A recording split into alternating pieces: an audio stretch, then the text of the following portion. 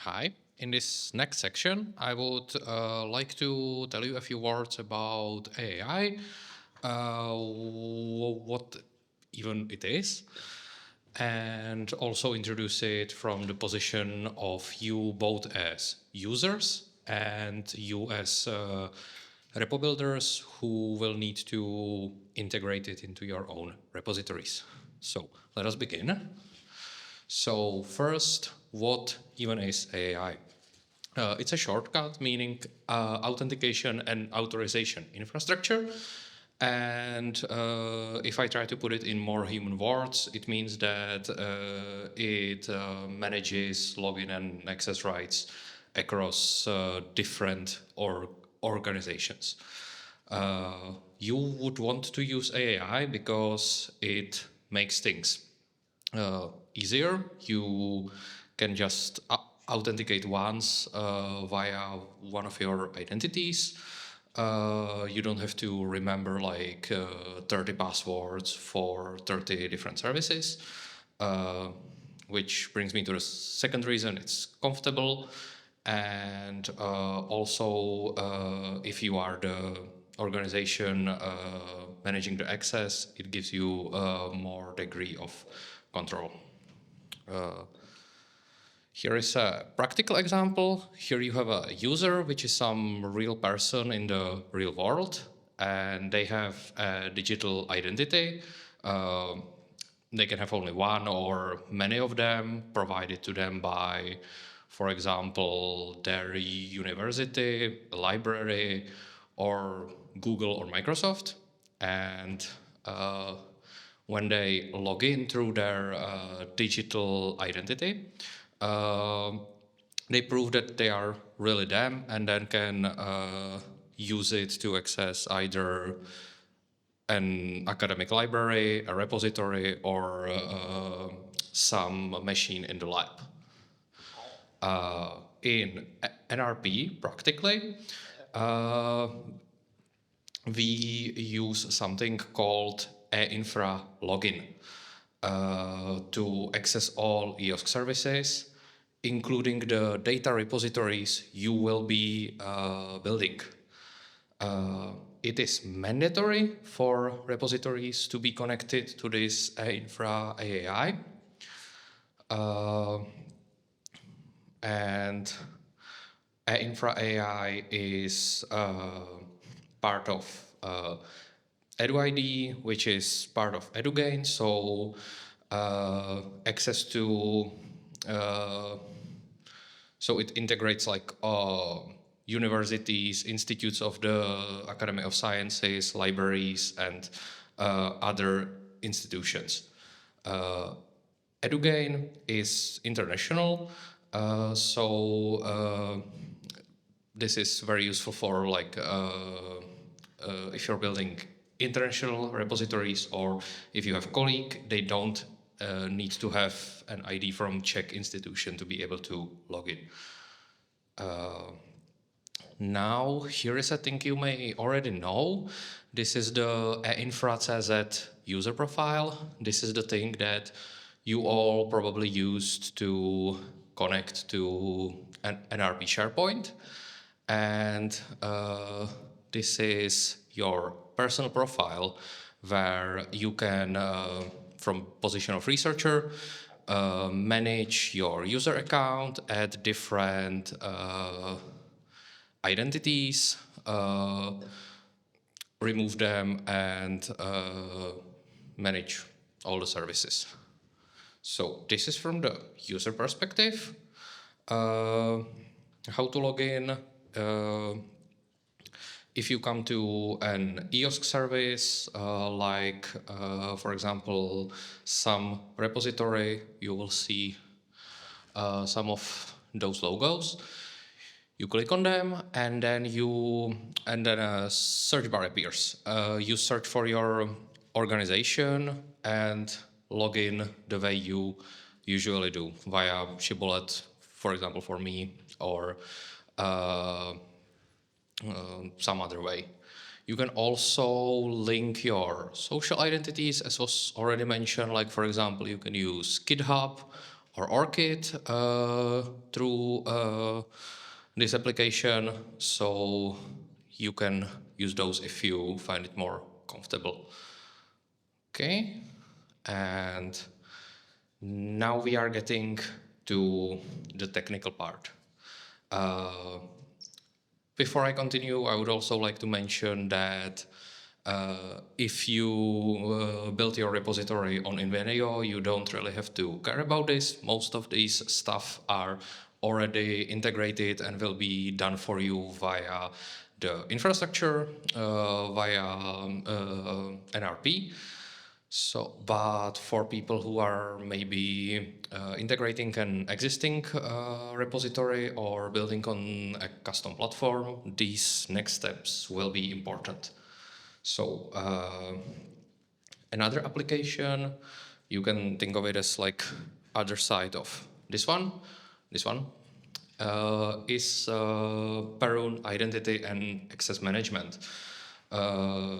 Shortcut is EAM. You, for example, may know like AWS EAM. So this works the same way. This is a tool for, you can think of it as for repository administrators. You can manage user groups, send out invitations, and configure access in your repository. So for example, if you have some users who you want to have like data curator access, you configure it through here. So, as was previously mentioned, it is mandatory to connect your repository to the AAI. So, what are the conditions? If you look here, is written that you need to provide user authentication, preferably using the OIDC protocol. So, how to actually connect your repository to an AI? Before you begin the process, you should read through the AI specific terms and conditions. They are linked for you here. Then you should decide who is going to be your lead coordinator regarding AI for your repository. Should be a more technical person and familiar. Make yourself familiar with the AI terminology and architecture in NRP. Then in the first step, contact one of us, either me, Ili, Lucie, or Milan, and tell us that you wish to implement AI in your repository. We wouldn't ask you set of basic administrative questions that we need to know in order to start the connection process. Very basic stuff like a repository name, what platform are you building on, name of your lead technical coordinator, etc. In the second step, you are gonna set up the OIDC protocol in your repository and then copy its config into Perun, the application I showed before. This is a modern and very secure way of authentication.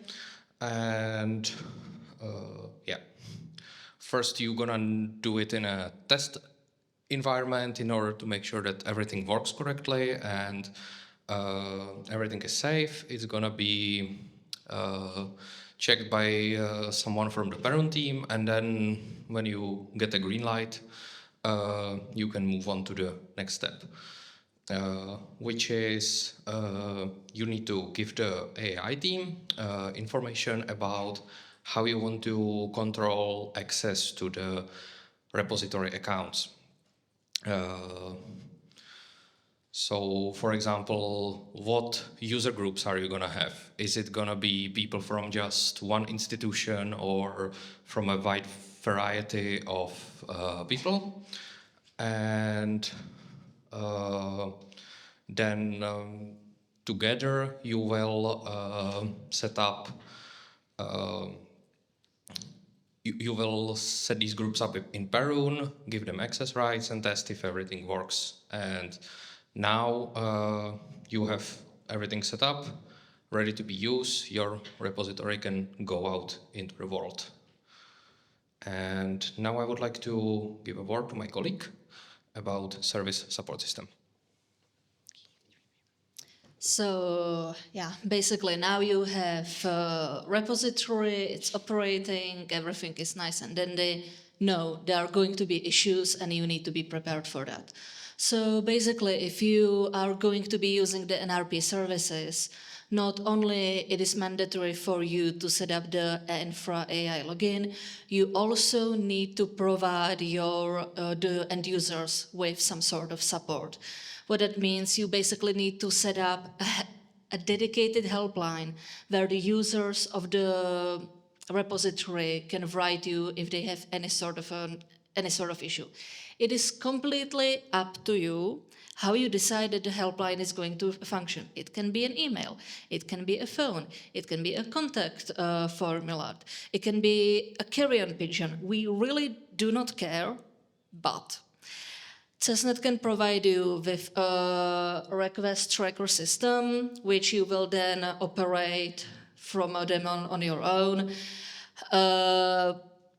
We would kind of recommend going this way because you won't have to manage all that setting up. Everything will be nice in their separate tickets. You can assign them to someone, you can close them, open them. It is so much easier than trying to look through so many different emails who sent what. Now, it can happen that the end users is going to contact you with a problem that is too complicated for you as the data curator or administrator, repository administrator to handle. You're going to push it higher. What does that mean though? We are not talking about basic issues like, hey, I do not know how to log in, or I don't know which community or metadata I should be using. We are talking more about, for example, the e-infra login is not working at all. The repository is not assigning me any bits, any DOIs, any handles.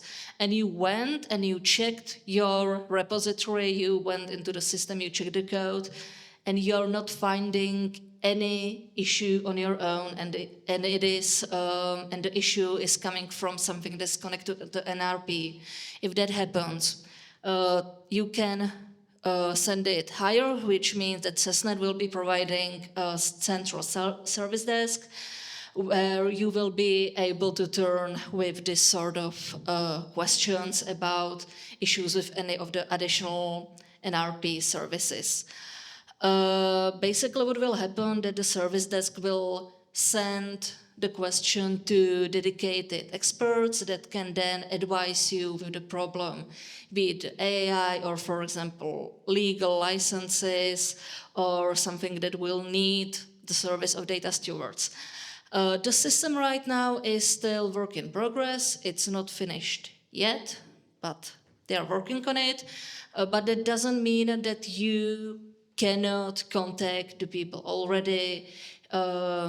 If something like this would happen, you can contact us straight away. But remember, what I'm talking about right now is something that would happen if you already had your repository set up. If it is something that happens in the future when it will be already up and running. During the process of actually creating your repository, always turns to us first. It doesn't matter if you have very dedicated, very specialized question about AI, you already know exactly the person to ask. Please tell us first, because there is a chance that we either we can already help you or we will connect you with them, but we need to know what sort of issues you are having so we can help you better. So the service desk, it will be there for you when the repository will be already up and running, but before you set up your repository, please always turn to your dedicated repository system specialist first. And that's all from us.